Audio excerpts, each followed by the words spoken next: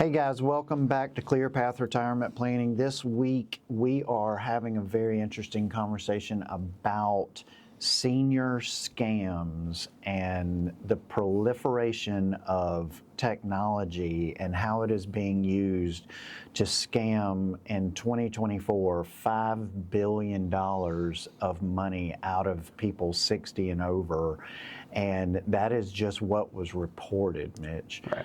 You know, that is a huge number, and I'll start this segment off by sharing another personal story here where we did have a client who came in and was sharing a story about her brother-in-law, who is a real estate guy, very savvy real estate guy, had a lot of success in the real estate over the years and done quite well for himself. And she was sharing with us that he had recently been contacted by some gentlemen with one of those real estate deals where it was just too good to be true, and had dollar signs in his eyes. And that's typically what these scammers do, is they're going to play to your greed. Right. And he saw an opportunity to make a quick, nice chunk of change there and got a little greedy. And what had happened is these gentlemen had hacked into his computer and already had basically everything they needed from him to be able to get into his accounts, except for like one key password. And the way that they positioned the real estate deal to him was, hey, somehow, and we didn't get exact details, but somehow if we can just get this one password, we can make this deal happen and make it happen really quick, and you're going to make a lot of money. And he just got complacent for 1 second and gave these guys the password. And these guys made off with over $250,000 out of his account before he could realize what was going on.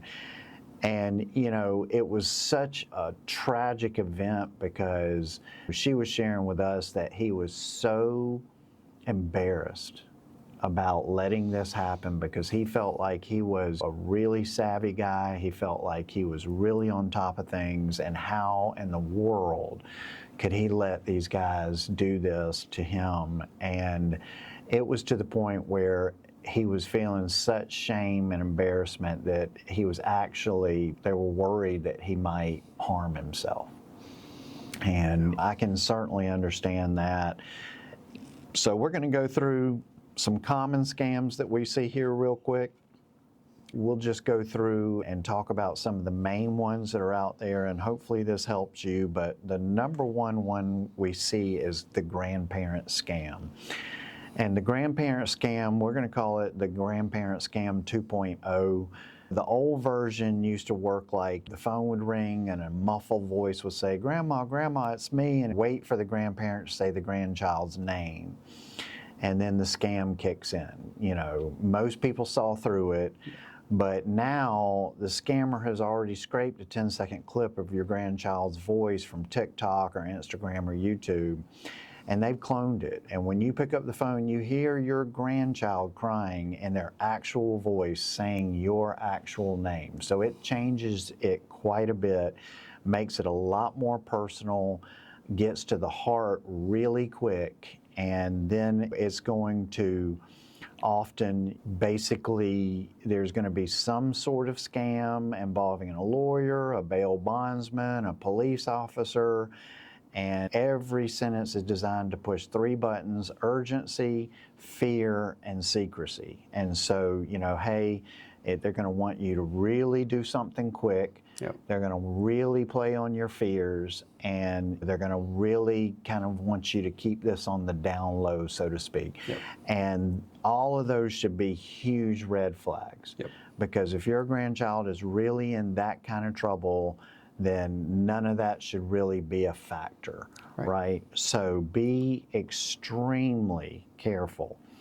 Very careful, grandparents out there. We know you love your grandkids, but understand that this scam is out there, and it is a killer one because, grandparents typically are madly in love with those grandkids and will do just about anything for them. We've seen it over and over again. They just light up when the first mention of a grandchild comes in. If you wanna have a great conversation with a grandparent, just ask them about their grandchild. That's all you got to do. And these scams, that's a great story. And all these scams again follow this same framework. There's a million different ways they do this now, and we'll talk about some other ones that are even more complex. That's an example of a 5-minute phone call. Some of these go on for weeks at a time. They're so complex, but they're all going to follow that same framework. They're trying to pinpoint some emotion. They're trying to create that urgency. We always say now, Stewart, there's really not many situations where you need to drive down anywhere and send money through anything these days. There's so many.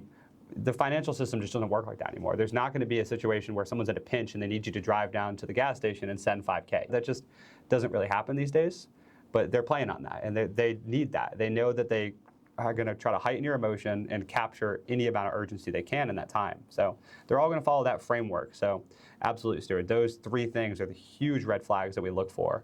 No matter what type of scam it is, that's what we're trying to pinpoint. Yeah. The next scam that we see a lot is something called the imposter advisor call. And that is one that I take very personally because that is one where you are supposedly being contacted by your financial advisor.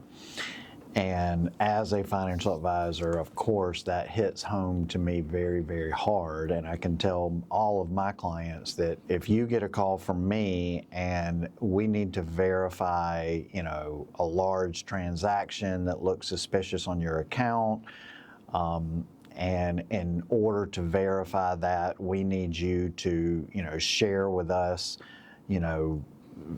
very, vital information that you shouldn't have to share with anybody over the phone, please hang up the phone immediately.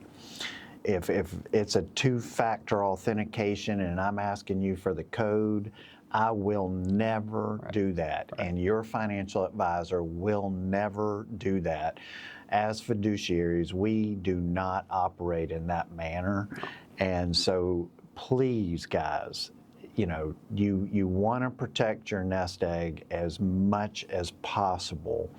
Retirement is hard enough, and making sure that you have the money to live the retirement that you want is a big enough task for a financial advisor to take on without having to worry about some of that evaporating because you fell victim to this imposter advisor phone call.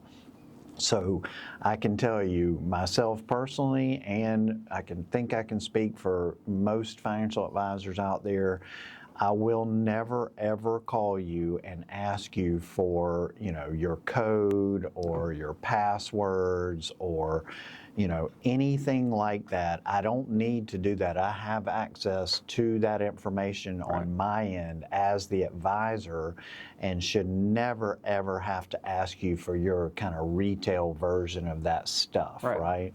We'll also never ask you to, another easy one is, there's never really gonna be a situation where we need you to send money to some banking instruction. We're never gonna send you a wire instructions thing and say, hey, wire this money here, on your own, right? Any transactions that we need to do, we're gonna handle. We have advisor access to a lot of things. We're gonna handle things on a back end. So if you ever get a random email from an advisor saying, hey, you need to send a wire transfer to this, we're never gonna do that. Yeah, so another one, that you need to be real wary of is fake investment opportunities. And, we've seen this quite a few times and this usually starts in a really weird place, Mitch. Yeah. This usually starts on a dating app, maybe on LinkedIn, maybe on Facebook, or a wrong number text. How many times have I been sitting at my desk and gotten a text on my phone that's like, hey, I'll meet you at 3 o'clock. Are we still on? Happens every day. And they're just praying that you'll answer it so that they can start this weird, oh, I'm sorry, I have the wrong number. I must have texted the wrong number. And then it starts into this friendly conversation the out area. of nowhere. Like, Yeah. hey, I just So moved to weird. the area. I'm trying to get to know people. What do you think of this beautiful day we're having? Like, and they're just fishing for you to just start this weird relationship with them. Yep. And they're going to present you with a lot of fake information about who they are and where they are and that sort of thing.